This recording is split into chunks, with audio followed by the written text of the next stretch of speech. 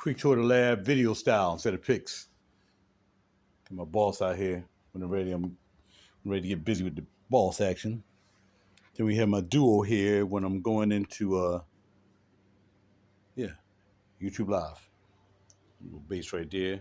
I holla at your boy Kala.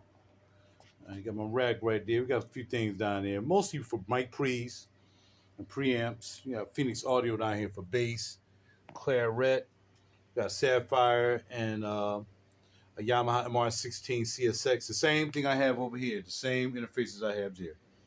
Okay, that's what we got. Then we got some microphones back there. We got the Sputnik by Audio. We'll never get rid of that, and I mean never. We got a baby bottle. We have the C414 XL. We got the Taylor Swift non-modified Avant over there. Ventor, Avant, something like that. We got standby mics out here. That's probably a 58 SM7B. We got the Rude Peach right there. I forgot the model number. That's SM7B. This is Sennheiser. We got a Midas sitting back there. I'm selling that because I already have one. Then we have here, we got the guys who used to be with AKG, the Lewitt 441 Flex. And here we have the Blue. I forgot the name. It's the Blue something. Really cool mic, though. It's not a bad mic. It got a vibe to it. Here we got my software using the Wave State Korg, and then behind that, I got my I have Logic Pro opened up, and I run vocals through that on the back end when I'm mixing down.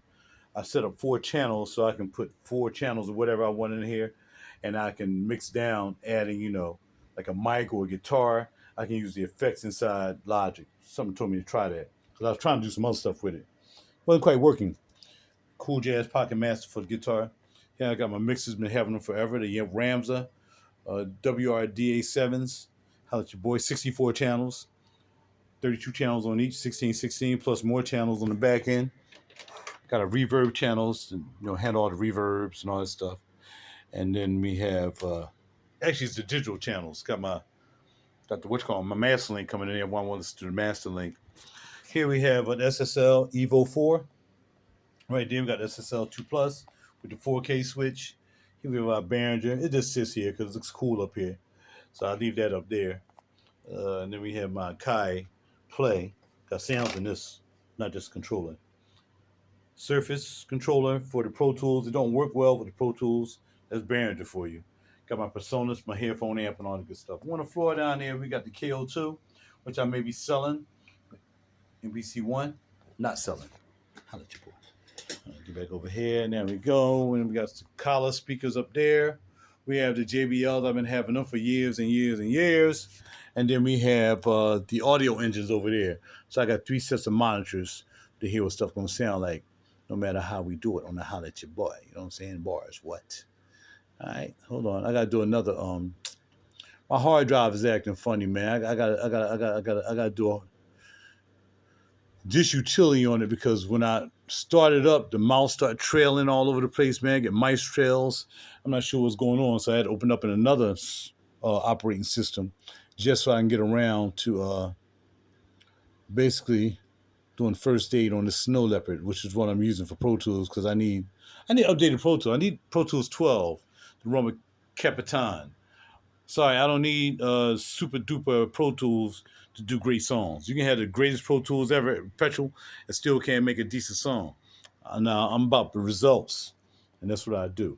Here we have a DIO. I don't use that much. I use it for the A to D. When I'm going to come in, I get a little tube saturation, then I A to D it, or I can A to A it right out into my Sapphire. My Sapphire is what I use to go into Pro Tools. There's 24/8. There's 8 channels I put over here. So overall, I have 16 channels here. Actually, I got more than that. So I set up 16 channels here for playback. But then I like using my other interface, which is the Yamaha, which is down here.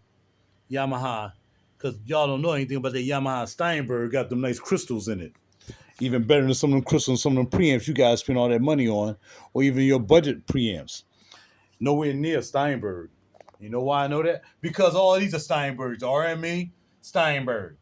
Steinberg, Nuendo RMA. RME crystals. I know these are old, but there's nothing like them crystals that are inside these ADD converters. All right, now we got my master link, Bruce Sweetian. Can't do it without it, man. Can't do it without it. Got my tamp up here.